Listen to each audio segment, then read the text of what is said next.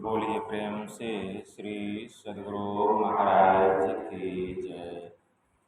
श्री सद्गुरु महाराज की जय। श्री सद्गुरु महाराज की जय।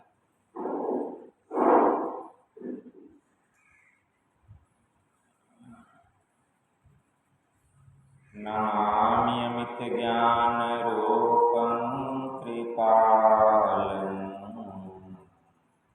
अगम बोधदाता सुबुद्धि निधि विशालम् क्षमाशीलति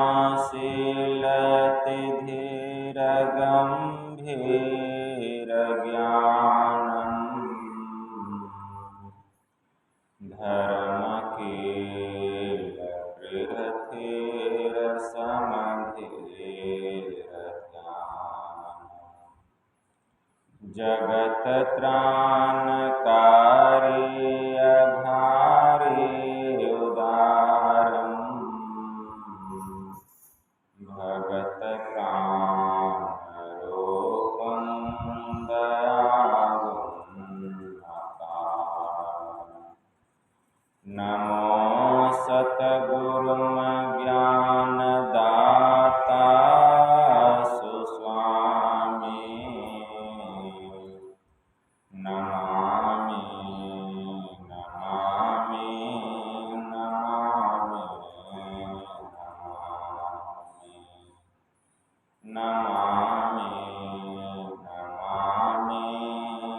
नमामि महाराज सद्गुरु है राजन को राजा है जिनकी कृपा से सर्वे सर्वर काजा भने में ही सोई परम गुरु नमामि नमामि नमामि नमामि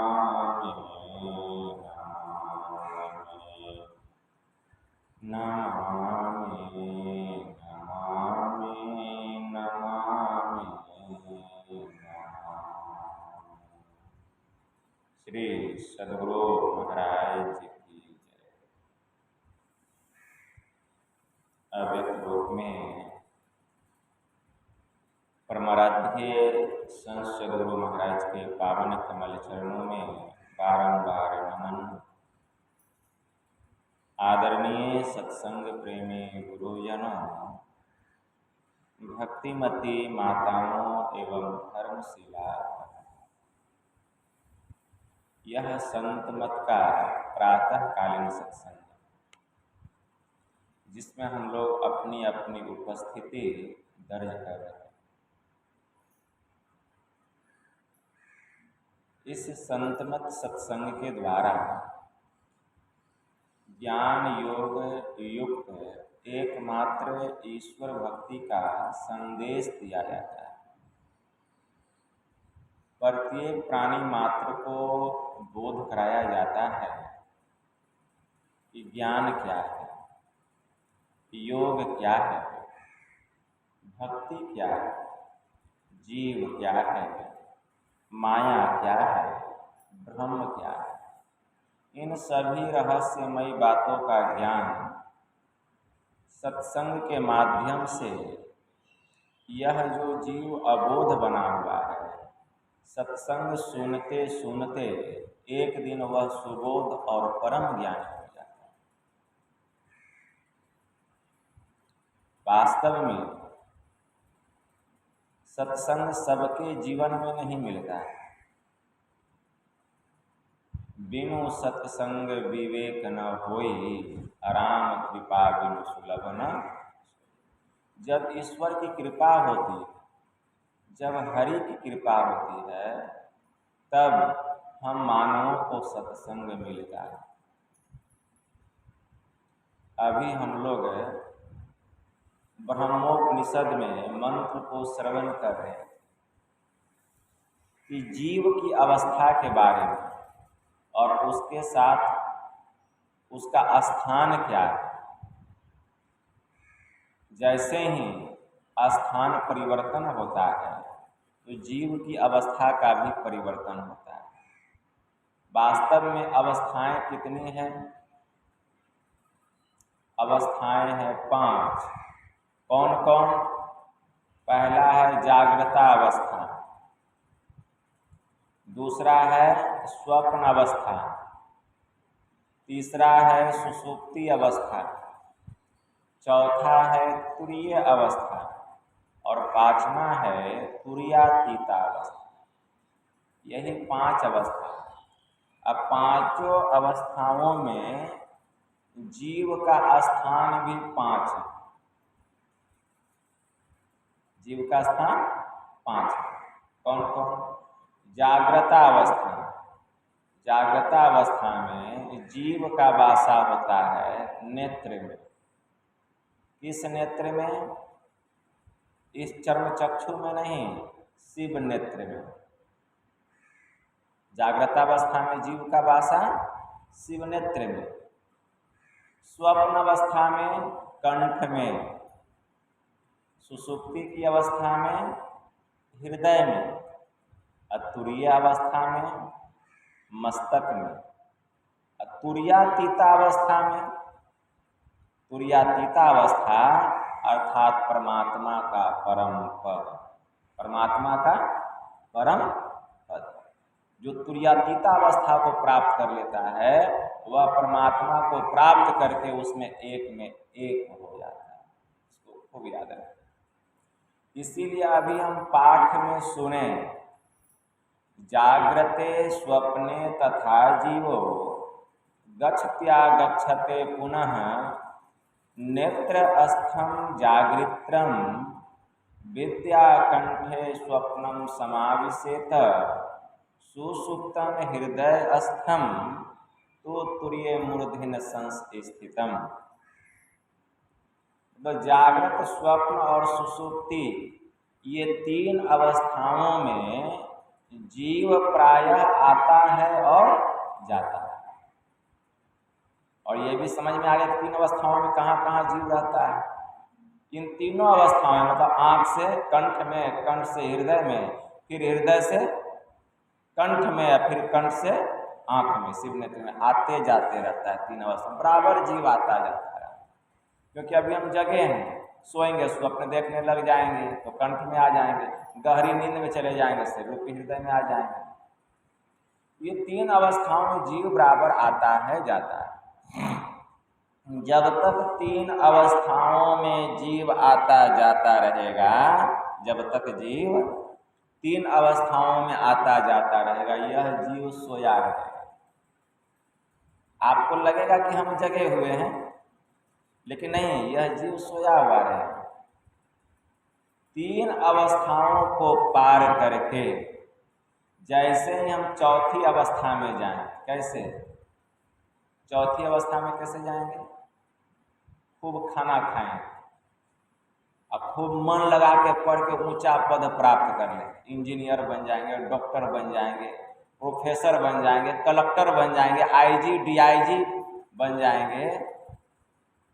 चौथी अवस्था में चले जाएंगे 3 अवस्थाओं को पार करके? नहीं, 3 अवस्थाओं को पार करके जब तक जीव चौथी अवस्था में नहीं जाएगा, यह जीव नहीं जगेगा, सोया रहेगा। चौथी अवस्थाओं में जाने के लिए क्रिया विशेष विधि है, योगिक क्रिया है। उस योगिक क्रिया को करना पड़ेगा। वह योगिक क्रिया क्या है? वह है भक्ति, एकमात्र भक्ति। जब तक हम ईश्वर की भक्ति नहीं करेंगे, अच्छे गुरु से, सच्चे गुरु से जब तक हम सदयुक्ति जान करके योगिक क्रिया अर्थात एक ईश्वर की भक्ति नहीं करेंगे, योग नहीं करेंगे, योग का मूल अर्थ ही होता है भक्ति, तब तक हम 3 अवस्थाओं को पार करके चौथी अवस्था में नहीं जाएंगे। इस योगिक क्रिया के द्वारा दृष्टि की दोनों धारों को मिलाकर मिलन स्थान पर मन को टिकाकर देखने से एक बिंदुता की प्राप्ति होती है। जैसे बिंदु पर हमारी सूरत स्थिर होती है तो क्या होता है? संत धीरज लाल जी महाराज की वाणी है, उनकी वाणी में आया, राह गई है बड़ी झीनी है साधो नैन नगर से, नैन नगर में घोर अंधियारी सतगुरु ज्ञान सफीनी या मग सुरती सर की जब जावे ज्योति झकाझक कीनी है साधो नैन नगर से। राह गई है बड़ी झीनी है साधो नैन नगर से, तो या मग सुरती सर की जब जावे ज्योति झकाझक कीनी, जैसे सूरत जरा सा ससर जाएगा, ठीक है ना, वहाँ से जहाँ की जागृता अवस्था में जीव है, हम तुरंत कहाँ चले जाएंगे? 3 अवस्थाओं को पार करके तुरीय अवस्था, वहाँ से तुरीय अवस्था प्रारंभ हो जाएगा, भीतर में झकाझक प्रकाश हो जाएगा, ठीक है ना, झकझक प्रकाश हो जाएगा।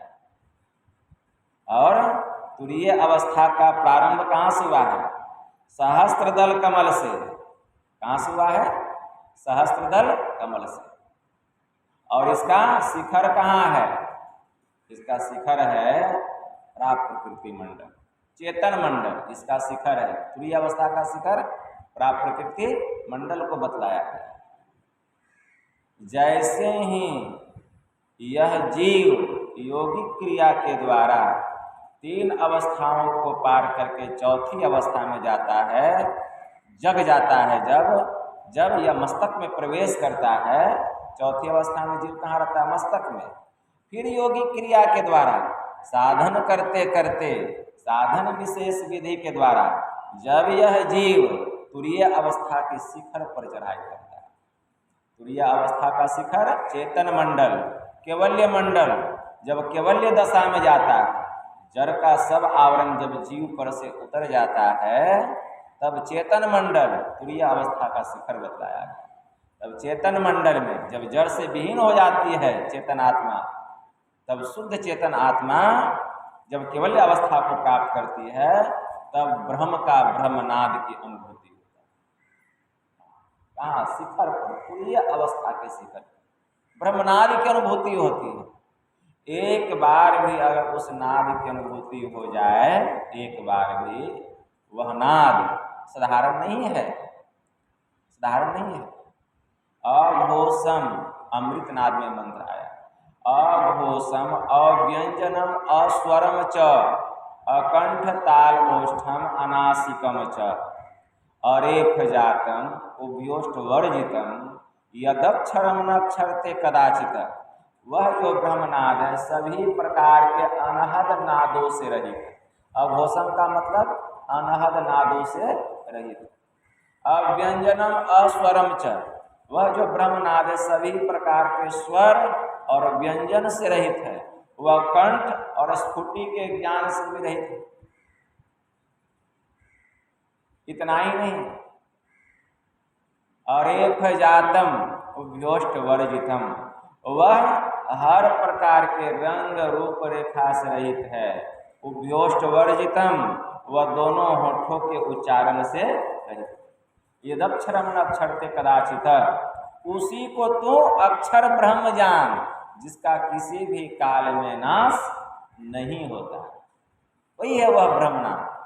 एक बार अगर उस नाद की अनुभूति है, कहाँ अनुभूति होगा? तुरीय अवस्था के शिखर।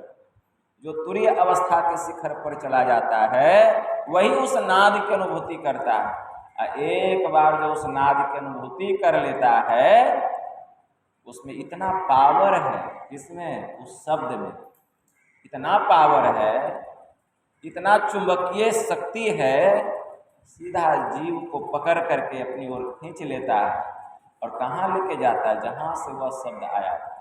वह शब्द कहाँ से आया था? प्रभु के पास से। सूरत को खींचकर अपने में मिला लेता है और लेके चले जाता है, जहाँ से वह शब्द आया था ब्रह्म में जाकर के लय हो जाता है, यह सूरत भी परमात्मा में जाके लय हो जाता है।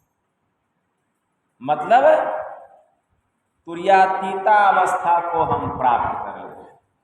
परमात्मा के परम पद मतलब पांचवी अवस्था तुर्यातीता अवस्था को यह जीव प्राप्त कर लेता है। फिर इस आना जाना के झमेले में, आवागमन के झमेले में यह जीव नहीं पड़ता, परम मुक्ति मिल जाती है। परम मुक्ति, जीव का परम कल्याण हो जाता है। इसलिए अगर हम भी मनोयोग पूर्वक इस योगिक क्रिया को अगर हम करेंगे तो एक दिन हम भी उस अवस्था को प्राप्त कर सकते हैं। ईश्वर की कृपा होगी, गुरु की कृपा होगी और इस जीव का परम कल्याण होगा।